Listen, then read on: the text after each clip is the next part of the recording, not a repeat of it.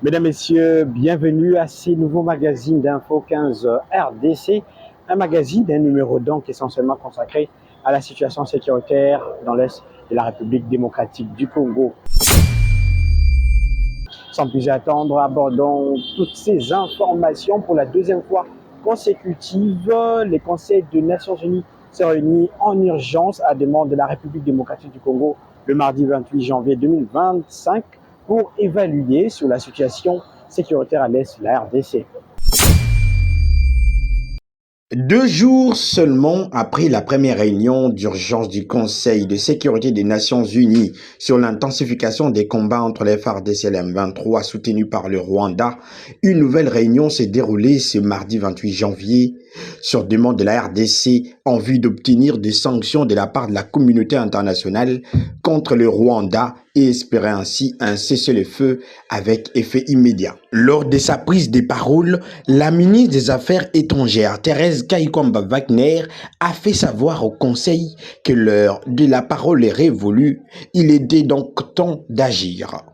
Pas plus tard que dimanche le 26 janvier, le Rwanda, pays contributeur en troupes des Nations Unies, par le truchement de son représentant, a considéré ce Conseil comme complice de sa déstabilisation, allant jusqu'à associer la MONUSCO à cette démarche invraisemblable.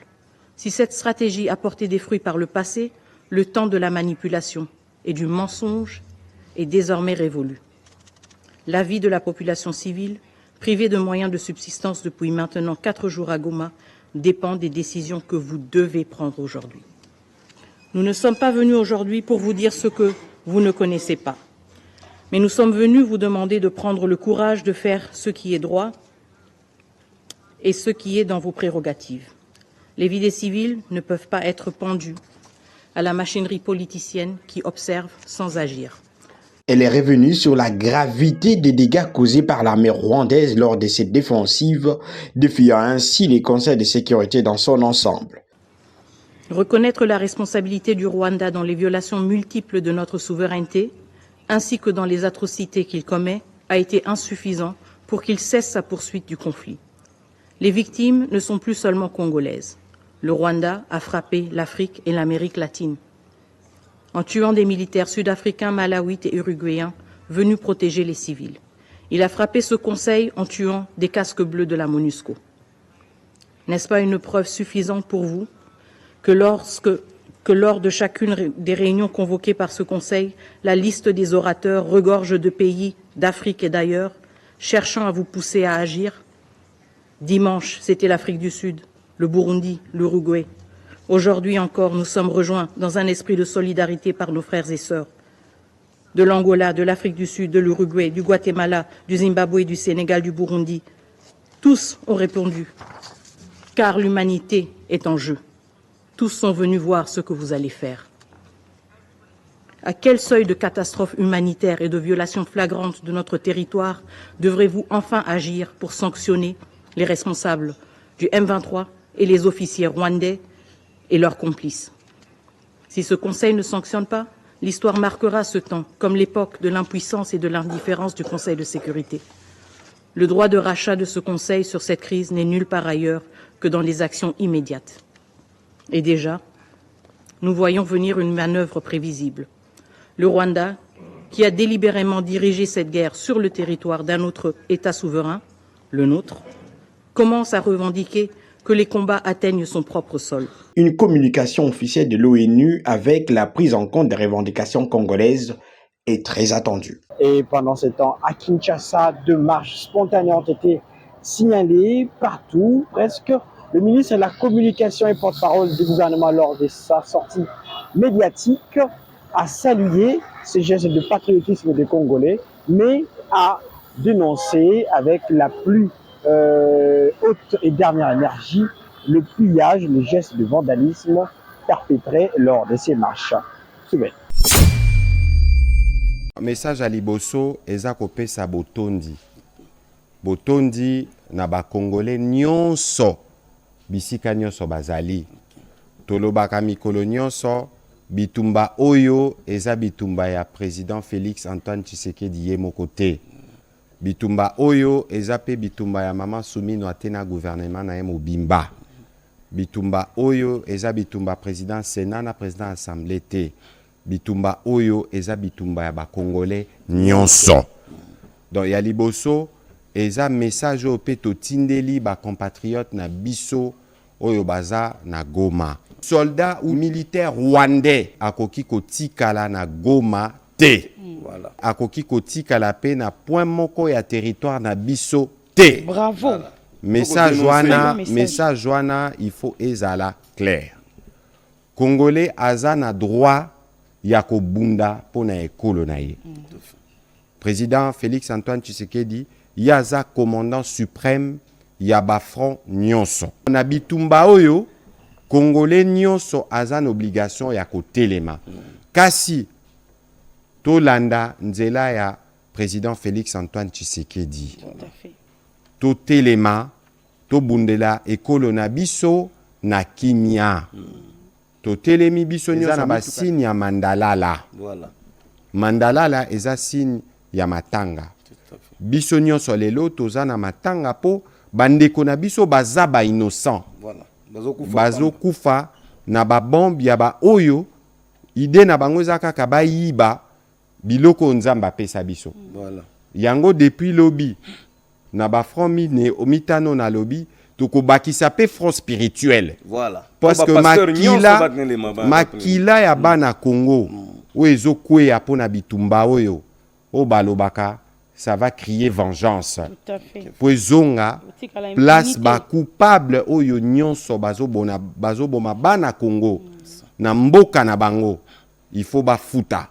Nazo beta sete pona bana kin oyo bazolanda ngai sikoyo. Bana kin président Félix Antoine Tshisekedi abandi kobongisa Congo na ba niveau nyonso. Bitumba oyo toza nango lelo eza bitumba po ba monike Congo ebandi kotelema. Voilà. Parce que soki Congo etelemi ba wana baza banguna na biso lelo ata kokosola ba kokosola te. Tout à fait. Kasi na bitumba oyo tozo sala il faut to boya kokotisa monguna. Ndenge tozo loba mikolo tozo beta sete. Salela réseaux sociaux na yo. Salela méga na yo pona ko défendre ekolo. Voilà. Kasi moi ba nungu na moni na balabala. Na sololi na vice-premier ministre ministre intérieur, na sololi pe na commissaire Blaise Kilimbalimba o bazo sala musala makasi na banzela. Awa naza ko beta sete bandeko. Bo attaquer ba ambassade te. Voilà. Parce que bomoni na front diplomatique toza na raison.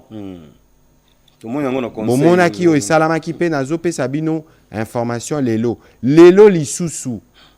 On a exigé et obtenu une autre réunion extraordinaire il y a conseil de sécurité. Et là kisi ke tozo beta bango na terrain diplomatique. Voilà. Sikoyo soki biso awa Vraiment. hein na kanda pomoni na ba mouvement wana badongolo miso baza pe capable ba kotisi ba mbuma mabe. Voilà, donc profiter de quoi pour nous ba kotisi mbuma mabe oki okende o a attaquer ambassade ya mboka songolo pakala. Bana kin na pekisi bino na kombo ya gouvernement oyo tozo sala na ba instruction ya président de la République to manifester na kimia. Voilà. To manifester na kimia. Petos à la vigilant pour na kati ya ba mouvement de masse munguna koki kokota. Voilà. Soki pe munguna koti na kati boye ba ke munguna koya comme mouvement fou les aller à l'hôpital to kende ko panza et ko sunga biso mingi te na front diplomatique o ya biso. Voilà. Kanda ya Congo ba yoka kiango déjà et pas président. Kanda ya Congo ba yoka kiango et pas ministre affaires étrangères. Kanda ya Congo ba yoki yango pe pa na bino.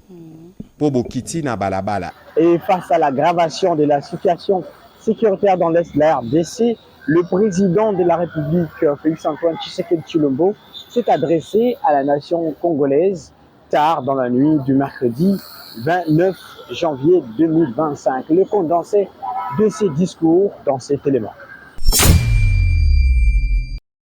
Au cours de son adresse à la nation, le commandant suprême des forces armées, Félix Tshisekedi, a appelé à la résilience et à la résistance avant d'annoncer une riposte farouche face aux attaques du M23 avec leurs alliés, la force rwandaise. Les forces de défense du Rwanda, en soutien de leurs marionnettes du M23, poursuivent leur entreprise terroriste sur notre territoire, semant la terreur et la désolation parmi nos populations. Je partage avec vous la douleur et l'indignation face à ces attaques barbares. Ces actes ne sont pas seulement une attaque contre la République, mais une offense à l'histoire et à la dignité de notre peuple. En outre, le président de la République a appelé à la mobilisation générale de la population congolaise et au soutien au FARDC et au Wazalendo sans appartenance politique ou ethnique. À tous nos compatriotes, dans chaque province, chaque ville, chaque territoire et chaque village, ainsi que ceux de la diaspora, sans distinction d'appartenance ethnique ou politique, unissons nos efforts. Apportons un soutien indéfectible, moral et matériel à nos vaillants soldats. Mobilisons-nous comme un seul homme pour défendre notre souveraineté et sauvegarder notre intégrité territoriale. À la communauté internationale et aux organisations régionales, Félix Tshisekedi a déploré l'inaction et l'impunité dans laquelle des actes de barbarisme sont commis à l'est de la RDC par les forces rwandaises. Il a rassuré la détermination des Congolais à défendre leur honneur. J'incline avec respect devant la mémoire de tous nos militaires et de tous les Wazalendo tombés sur le champ d'honneur. Je pense aussi aux soldats de la mission de la communauté de développement d'Afrique australe, la SAMI d'IRC, qui combattent à nos côtés, aux casques bleus de la MONUSCO, qui ont sacrifié leur vie pour la paix, ainsi qu'aux innombrables civils victimes de la barbarie ennemie. Leur courage et leur sacrifice ne seront jamais oubliés. Et nous portons leur flambeau avec la ferme détermination d'achever leur noble combat. Je voudrais ici interpeller directement la communauté internationale et l'Union africaine. Le Rwanda continue de violer ouvertement et sans scrupule les principes fondamentaux de la Charte des Nations Unies ainsi que les accords régionaux.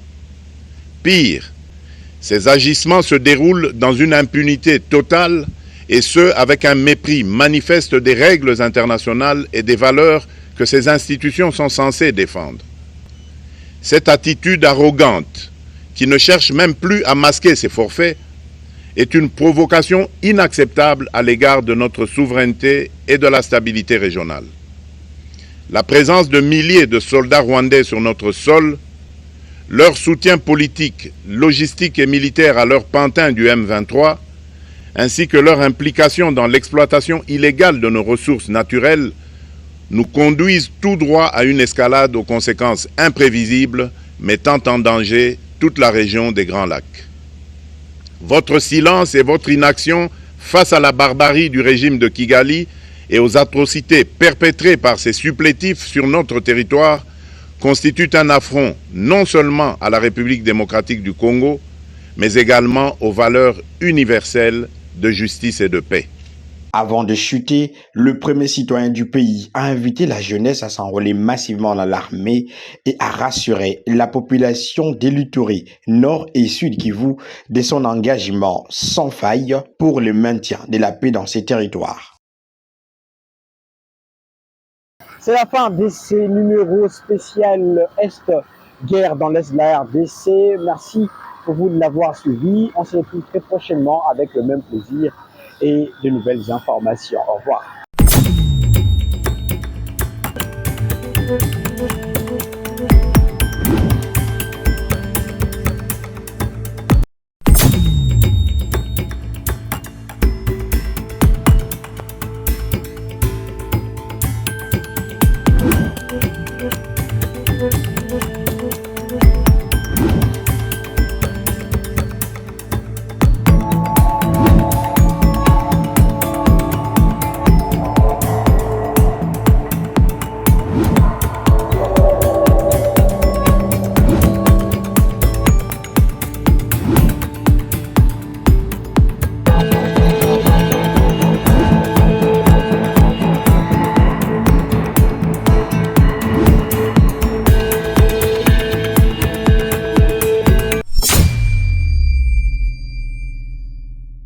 Mbote Nabino, Kinshasa, Brazzaville, Mokili Mobimba, vous avez la humble serviteur Nabino, Pegin Sasa, na présentation à magazine Info 15 RDC en direct, il y a Luanda, précisément en Angola.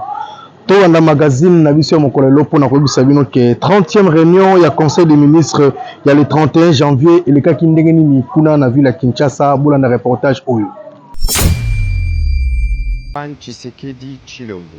Ministre ya communication pe média pe lisusu porte-parole ya gouvernement excellence Patrick Mouyaya a expliqué que peuple congolais nini elekaki na 30e réunion ordinaire ya conseil des ministres avec impact na idéologie. Et Sengé Nabino Boye Bapé pour retenir que son excellence monsieur le président de la République démocratique du Congo, chef de l'État, Félix Antoine Tshisekedi Tshilombo, a présidé qui mokolo ya vendredi 31 janvier 2025 kuna na cité ya Union africaine na Kinshasa, Oya na Mukuse, Mobange na 30e réunion ordinaire ya conseil des ministres ya gouvernement ya République démocratique du Congo. 5 points ezalaki inscrits na ordre du jour, à savoir communication ya son excellence monsieur le président de la République démocratique du Congo, chef de l'État. 1. Communication à son excellence, monsieur le président de la République, chef de l'État.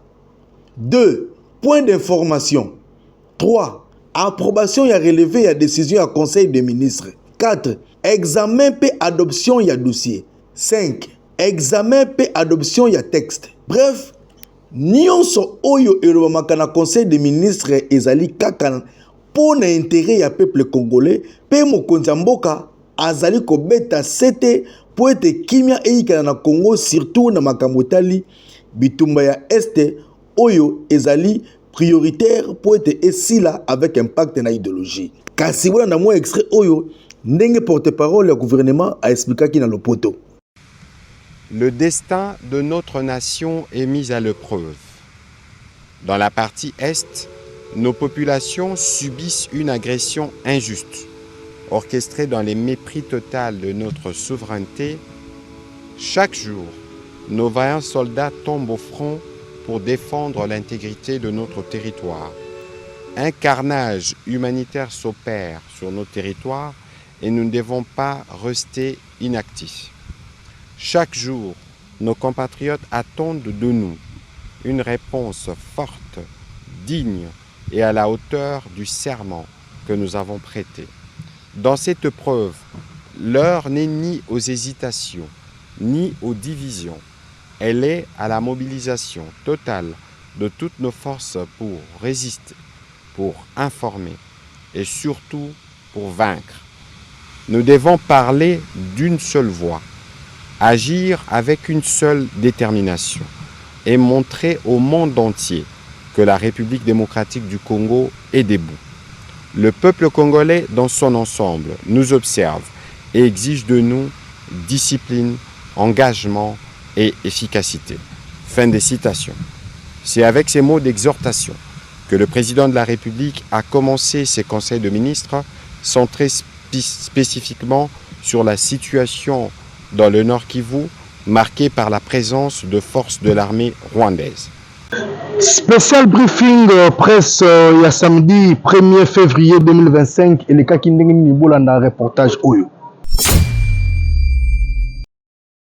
Bana Kinshasa pe Congo Mobimba et Sengé Nabino Boye Barake spécial briefing presse il y a samedi 1er février 2025 et les cas qui toko avec impact na idéologie na salle de la presse à RTNC1 wapi pa item central ezalaki situation sécuritaire na est ya RDC carnage humanitaire na Goma. Comme intervenant ezalaki ministre de la santé publique son excellence Roger Samuel Kamba Moulamba. Deuxième intervenant, ezalaki ministre de la communication pe média, porte-parole du gouvernement, son excellence Patrick Mouyaya Katembwe. Nyonso ebandaki na mo introduction oyo mwana mboka Patrick Mouyaya avanisa idéologie pe kunga pona ko introduire pe apesaki maloba na ministre de la santé publique oyo pe alobaki kitoko avec impact na idéologie. Na simana yango ekoma kinde. J'ai des questions et réponses. Kasi esengeli na bino bo retenir que na kati ya briefing ba précisa que gouvernement a relevé bilan provisoire na structure ya soins. Il s'agit de 773 morts pe 2880 blessés na 4 jours ya pamba. Ministre de la Santé publique a rappelé qui importance cruciale ya badon ya makila oyo eza kopesama po ekele na est ya RDC. Et puis esenge na bino boye barake ba hôpitaux ebele ezalaki attaqué. Objectif ezali ko collecter 5000 poches ya makila po esunga bandeko kuna na este et sikoyo na minute oyo na 2 jours déjà 1000 poches ezomi déjà avec impact na idéologie. Boyoka moi extrait ya briefing ndeni elekaki. Bobaloli mapata. Détermination biso tozanango na sima président Tshisekedi. Torozonga sima te. Oyebi patriarche Antoine Gizenga zaka koloba. Na bitumba nyonso mundu qui est l'équipe peuple na puissance ezate. C'est l'arme dont dispose le président Tshisekedi lelo. Alors ba congolais au ba télémé là qui si déjà que ba répondre na appel. Kasi président lobaki une riposte coordonnée. Tokota la ndenge na mikolo ezali koya ndenge toko canaliser yango. Lelo na eu appel ya une compatriote à lobby yaza spécial na communication humanitaire. Abimi volontaire apé sabiso ba élément azala sûr que to collecter ba crime nyonso ba rwandais ba commettre na Goma. Wane zaka exemple moko. Omoni yami bale biso tozo senga na ba congolais nyonso bisika bazali. Bokeba na poison rwandais. Poison rwandais za makambu ya lokuta. Bako pompe bino ndenge ba pompaka. Et puis omoni na bitumba na bango bazala kaka na ba congolais moko oyo bafungolaka porte bino na kati ya ba groupe WhatsApp na kati ya ba réseaux sociaux na bino soki omoni poison rwandais belela soki omoni information oyo eleki na ba réseau ya ba RTNCT o actualité te o actu 30 au top Congo te kondima yango te lokuta eleki ba désinformation eleki congolais ye moko azamutu oyo il faut abanda ko barrer la route na makambo wana nyonso na mikolo ezali koya lobi na conseil to lobaki makambo etali effort de guerre biso ba ministre eza na ba mbongo ba kokata biso na ba revenu na biso e concerné ba cabinet président ba ministre ba autorité judiciaire ba institution d'appui à la démocratie donc communiquer na ministère à finance na budget bazo sala déjà ba simulation kasi yo esiko ozali soki oza na 1000 francs oza na 2000 francs toko organiser structure oyo boropesa effort de guerre na bino soki oza na méga na yo okoki pe ko utiliser méga na yo lobi na contribuer pe pona kosunga bandeko na biso bazakuna soki turo bazoya en aide na biso bazoya en aide elingi koloba ke biso moko tozo sala nan na lobi susu ke pona kopesa makila ezokute biso rien soki to pesite tozo luka ke structure moko ya kosalisa biso wana eza malamu te donc biso moko ministre muya oti koloba bitumba oyo tokolonga ngo biso moko ça fait 30 ans ezoya kaka soki to telemite ekosukate il faut to telema biso ba congolais to telema avant que la structure ni ezo ko salisa ngai yo moko banda nanu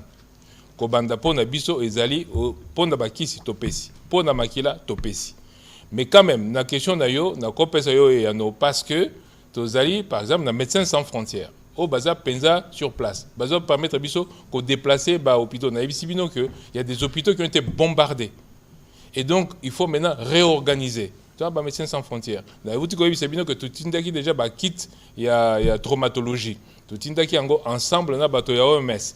Donc bato tout bazali na biso. Mais pour nangai o elekinyon so ezabiso moko.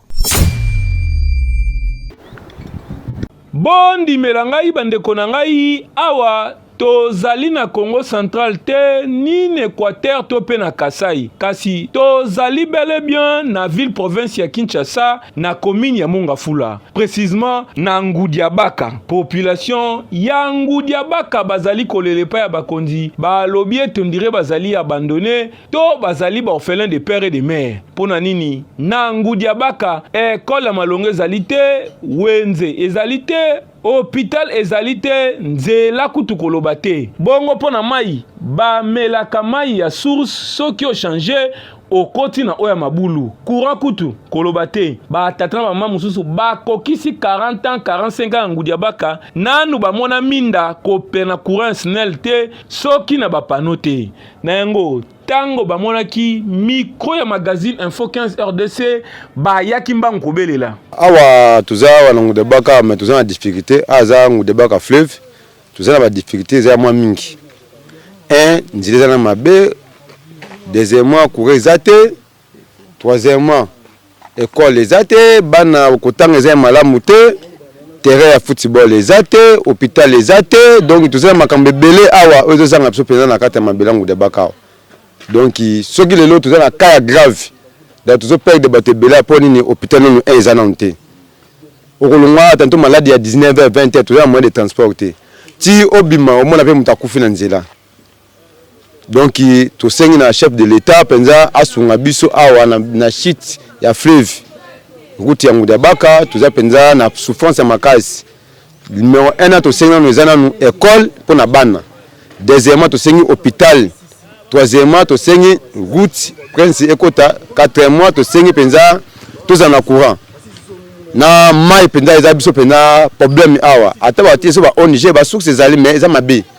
So ba tie so ba ONG awawa baza pena capable pena ko sa so ba source ko tonga so ba source uza so pena bien eloko sa kabiso mpasi wenze zate makamunyonso pasi na pasi kaka na mai tolanda kabiso mibangi tolanda kakuna na mwa bido mai muke koko so mususu zate kura zate kaka sumba kaka nani torsi otalaka eloko moko eza kala biso mpasi yango wana wenzete magazete ndenge ya biso mibangi okina kosumbila biloko wapi fotinda nano lere mususu mpe ozwina yo mutu te okotinda pana nani mutu te ozokufaka nzala buki mwampondole. Awi na banzi bino moko boyoki ndenge population baleli epai ya bakonzi ya mboka po bakuwa kozwa solution soki botongoli bango wenze école hôpital botieli bango mai na courant naza sir bakokanisa kutu kokita kote ba Kinshasa te po bango bapemaka mopepe ya kitoko makasi bakonzi bobwaka mwa lisu na Ngudabaka ekosala kitoko na elengi. Papa, maman, elenge olingi soutenir bande on a vu sur FRDC tinda vidéo na ya soutien na numéro ezali affiché awa poto l'excella yo image to message na yo ofele na magazine na biso Info 15 RDC avec impact na idéologie. Tokomi na suka ya magazine na biso ya lelo Info 15 RDC en direct ya Luanda Pressima na Angola tika kimi ya nkolo eikana na mabota na bino ozala toujours branché pe scotché na ba chaîne partenaire na biso Info 15 toujours likolo ezali magazine ya proximité pe ya visibilité magazine ozali pont entre population na ba autorité ya mboka kasi bozala toujours branché po peginsa sazawa na pona osela bino musala.